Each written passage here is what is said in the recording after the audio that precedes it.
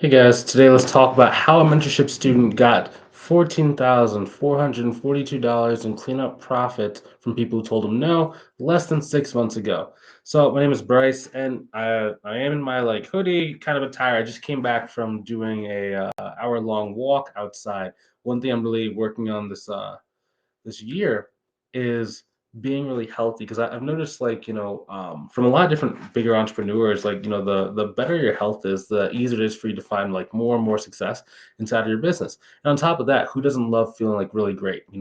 So I was watching and like listening to one of my students on like our coaching calls. Sometimes for like the coaching calls, I'll rewatch them and kind of like see what was said, what were some of the results, and how are some of the students growing, right? Because I'm always trying to improve our mentorship program to make sure that like we're constantly improving, we're constantly learning, we're constantly trying to learn new angles of getting accounting clients, growing accounting and bookkeeping businesses, so that we can keep providing better results for our different students. So today I kind of want to dive into one of the things that I watched from one of our students. So, number one, to go and get this thing like it's some engagement. So if you watch this thing live, go ahead and type in hashtag team live to know that you're with me. I'll make it more interactive. I'll ask some questions. I'll answer some things you have.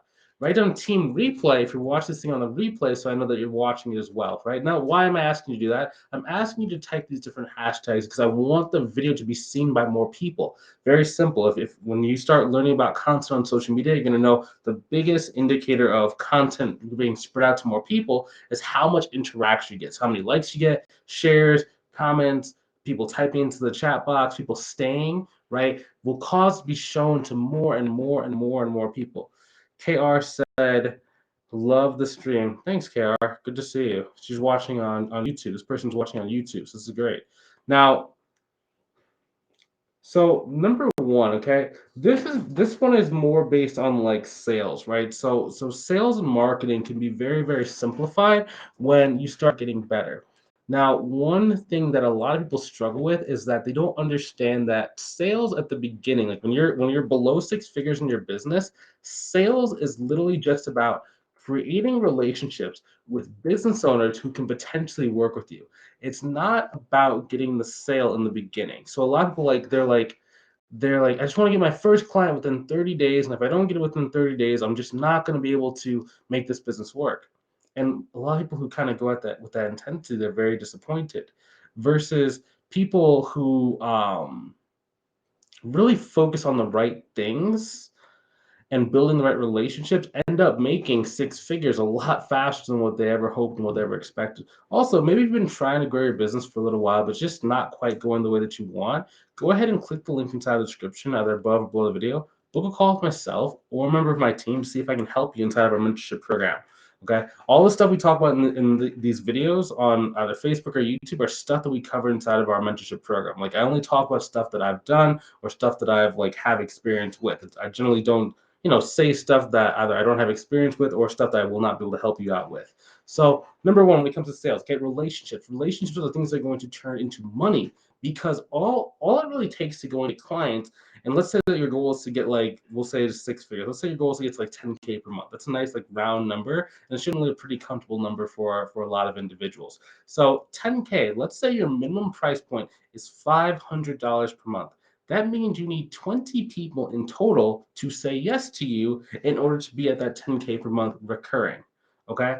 So the thing that makes that easy is if your goal is just to have a really good conversation and to understand the pain points of about 100 to 200 business owners.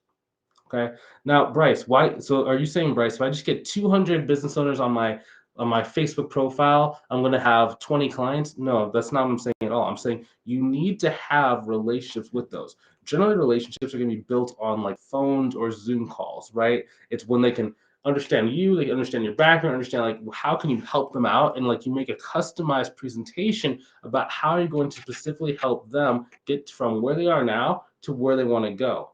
And if you do that, to be honest with you, 200 is really an overstatement. Like you're not going to need to do 200 consultation calls in order to get 20 clients.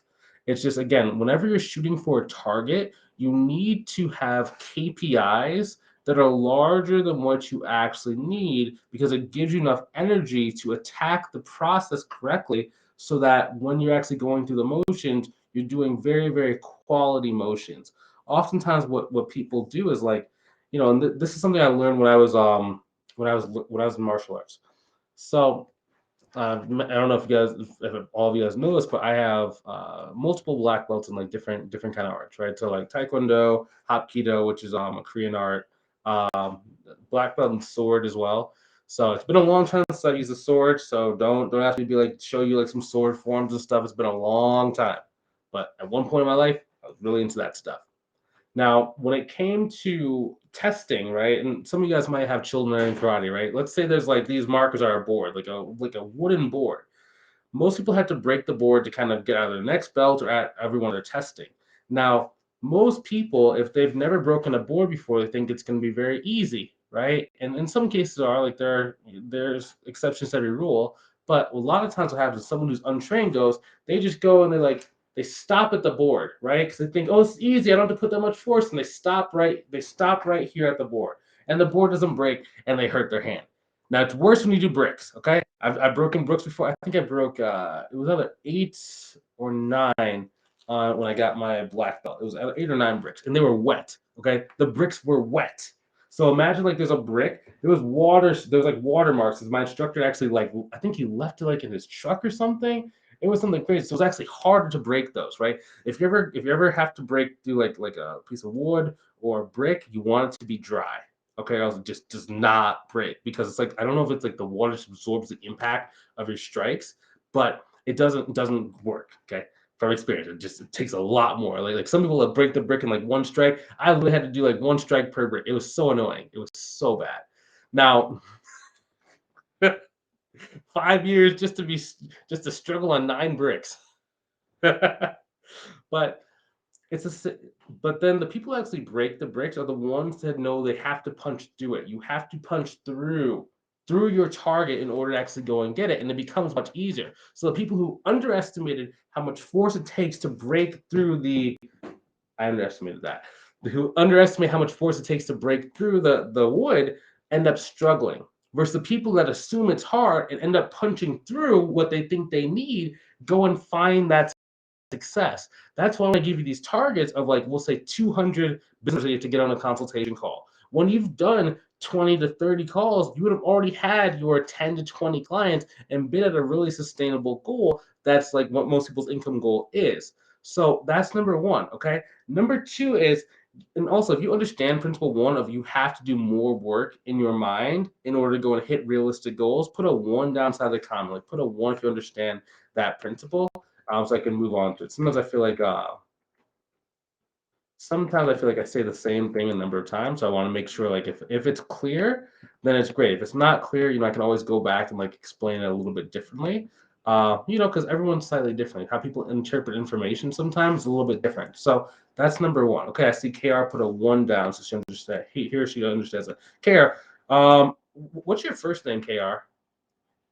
I keep saying either she or he or she. I don't want to offend you if you're watching this thing, so I'm trying to make sure I know exactly what it is. Also getting a call.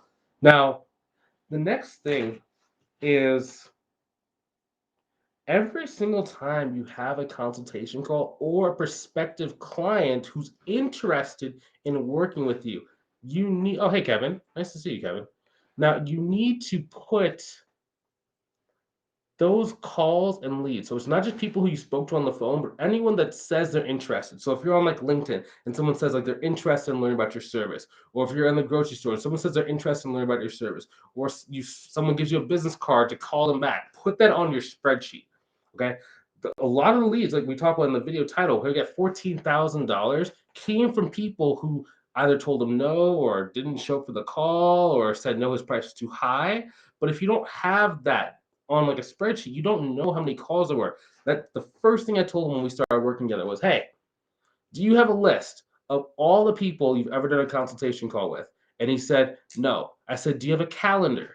He saes, yes. And I said, is your calendar through Google, right? He said, yes, it was. So he actually had the appointments, all the different people. So I told him, go put it on like a spreadsheet and do it. He did that, and then I gave him some other instructions about like how to follow up with those leads. We'll talk about that in a minute. But First things first, spreadsheet of every single lead. You'd be so surprised. A number of my students, like especially if someone's already at like 3 to 5 grand per month, data is going to be super important for you to be able to grow your business to the point that you want to go to. I asked a student who was at about 5 grand a month. She wanted to go to about 10 grand a month. And, we were kind of anticipating it would probably take her like 2 to 3 months to do that. The first thing I asked her was, don't this might be a big assumption, but all the calls that either didn't say yes or you've done, like, do you have them someplace where you can access them? And she goes, yeah, that would be a big assumption. And I was like, okay, so that's the first error we always go through. Okay, it's easier to get someone who was interested in your service and was like a maybe or a yes to convert than to try and like get a new conversation started. What I mean by that is if someone took the time to tell you on Facebook that they're looking for accounting help, then they spend an hour with you on a consultation call. They basically say they want to go with you, but the price is just slightly more than what they want to pay. That person is 100 times easier to close and to sign up for working with you than someone who you just met and you have to take them through that whole process again. And the reason why is because as soon as someone tells you no, if they're in market for that service, if they keep doing more and more consultation calls with other accountants and other bookkeepers, they're going to see that the prices that you are giving to them is pretty comparable or competitive with the overall market. So the only differentiating factor is going to be who do they either trust more, who do they like more. So if you only have one conversation and you never follow back up with that person, um, you're going to struggle. So a good example is I was talking to my mom and my mom and my dad, they're trying to buy a roof for their house, right? And the salesperson that came, my mom is really hard to sell. She's really hard to sell. She's probably about a 6 out of 10 in terms of sales skills, but terribly hard to sell because she's heard all the different sales training I've had to give to like different coaches and different things like that. So, you know, but she immediately told the person about 40 minutes into his presentation, like, hey, I'm not going to be able to buy from you today. My mom's retired, so she disposable income, don't have a huge amount of like disposable income to spend like $30,000 on like new windows, right? So the guy basically he didn't do two things. Number one, he didn't follow up because like she was ready to go. She just needed to literally think about it for like a day or whatever, just to kind of think about it over. And she said, if you would have called me back, I probably would have asked for a certain discount and then we could have gotten started. But you never called me back. You never texted, never called, never emailed, nothing. You just never reached back out to me. And it's like, number one, if you're on a consultation call and someone says that they're not quite ready, always try and schedule a follow-up call with them. Okay. Let them have time to digest the information and then at least give yourself another chance to have them work with you. Don't just cut the sale off completely. And then if maybe they don't want to do a follow-up call, or if maybe it's outside the time frame that they want to do a follow-up call, you need to be messaging people at least like at least once every 30 days. I would ideally do it once every 15 if you can stay in front of them, if you can kind of keep that working. 15 days, that is a slightly more advanced thing because you do have to like know what to say for each of those 15 days, right? So like 30 days is probably like a really beginner friendly kind of average. And like the less leads you have, the more you want to follow up. Because again, it's easier for someone who is like maybe and is on the fence to tip over that fence and is to kind of create all the momentum. And who's to say that you even have that many consultation calls on your calendar? If you only have 5 consultation calls over the year, like you better be following up with them as much as possible. Like these leads are so precious to you. Like when you have like thousands of people, it's like yeah, you can be a little bit more relaxed. Like for me, for example, I am a little bit more relaxed, right? I'm not following up with people like every 15 days. I kind of am because I have like my YouTube videos.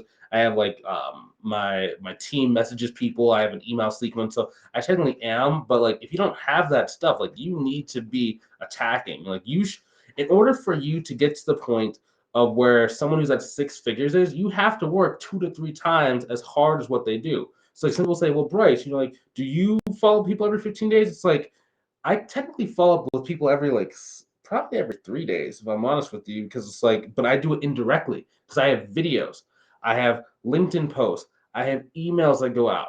People check my LinkedIn every single day. I have like a VA team that messages people in my CRM and like text people in my CRM. So it's like technically yes, but it's like I'm doing it to a slightly different degree than what other people might be doing. Like if you don't have that, like if you don't have an email sequence, if you don't have a virtual assistant to follow with people, if you're not making videos, and I'm not saying you have to make videos, just I like making videos, yeah, you're going to have to follow up every 15 days.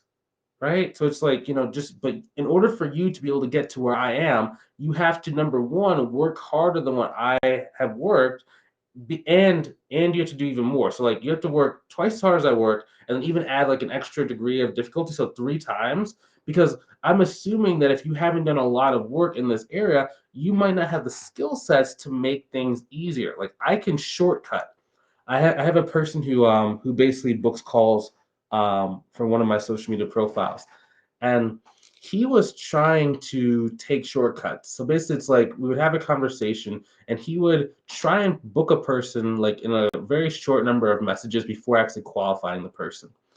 And he kept saying, I think this person's going to buy. I think this person's going to go. I'm like, well, you haven't done enough repetitions to know that for certain. You don't know the demographic. You don't know the problems they're going through. You don't really know the situation the person's at. So it's like you haven't really earned the right to kind of take those shortcuts. So but that's how most people kind of run their business. It's like I'm not saying that you have to work a million hours a week, but it's like don't take shortcuts when you're trying to grow your business. Like put in the work, do things correctly, and then just follow up with your leads. If you follow up with your leads, you do a really good job presenting your value. If they're on the fence, if you keep going back and back and back to them, they will eventually go and buy from you. And never discount someone, even if someone tells you like they're not interested in working with you. Like that's not always the case. They might just not be interested in working with you today, but if they've taken the time to get on the call with you, like they are interested to a degree. Okay. So your job is just to be in their face. And rather than thinking about closing them or convincing them or converting them as a client, instead think about how can you just build a relationship. Like if the people just if you have this cadence of every 14th of the month, you say, hey, and the person says, how's it going? And then 15 days later, you say, hey, have you seen this new thing that we talked about in our consultation call? And the person says, no, I haven't. Please send it my way, and the person is cordially like coming and talking back and forth to you, there is no way you don't close that client over the next, we'll say, between like 6 months to 2 years. Like there's no way it doesn't happen. Because even if they hire somebody else, that person is not going to like them as much. As soon as something goes wrong, they're going to be coming to you because you're the person they actually like and they trust and they ask advice from, right? So that's all you're thinking about doing. If you just do it with a large enough net over a good period of time, you're going to be able to get a percentage of those people to go, even if they said no in the past. But maybe it was just a maybe. Maybe it's just not right now. So just have faith, stay consistent, get good at sales, get good at following up, put all your leads on a spreadsheet, or if you have a CRM, like you can. CRMs have costs. That's a customer relationship manager. It's just basically like a database that holds contact information of the people you're talking to. But a spreadsheet will do. Like that's free, right? Just go on Google Sheets, you type in the name, you type in a couple columns, and then you just keep following up with those people. And if you do that over a consistent enough time and you know what to say, you're going to be able to get clients very consistently. Okay, so that's how the student did. That's what I observed from listening to them, to going through his conversations we had together and our coaching calls. So hopefully you enjoy this video. Hopefully you learned something new. Let me know if you want some help. Go ahead and click the link inside the description either above or below the video. Book a call with myself or a member of my team to see if we can help you inside of our mentorship program. Okay, it's not for everybody. I'm just like prefacing that out. It's like, if you're serious about hitting your goal and you really have like a reason why you're trying to do this, like maybe you want to be able to leave your job so that you can provide for your family. Maybe you want to be able to control your time. If those are some things you actually want, like go ahead and click the link, book the call. I'd love to see if you're a good fit. Okay. I'll talk to you guys soon. Have a great rest of your day. Take it easy. Talk to you soon.